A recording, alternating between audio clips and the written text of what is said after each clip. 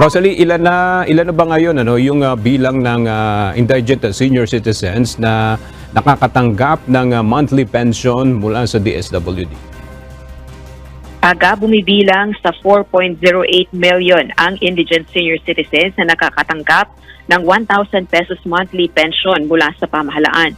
Sa ilalim ito ng Social Pension for Indigent Senior Citizens ng Department of Social Welfare and Development o DSWD. Subalit nagpahayag ng pagkabahala si Social Welfare Secretary Rex Gatchalian sa 612,000 na bilang ng indigent senior citizens na nasa waiting list nila.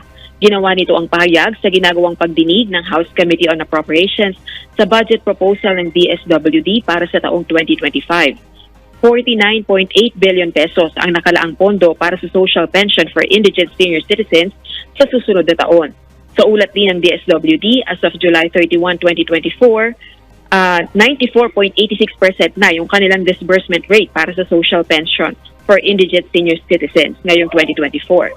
Samantalang sa kabuuan naman, 229.7 billion pesos ang halaga ng proposed budget ng DSWD at attached agencies nito para sa taong 2025. Ilang kongresista naman ang nagpahayag ng suporta na dagdagan pa ang panukalang pondo para sa DSWD.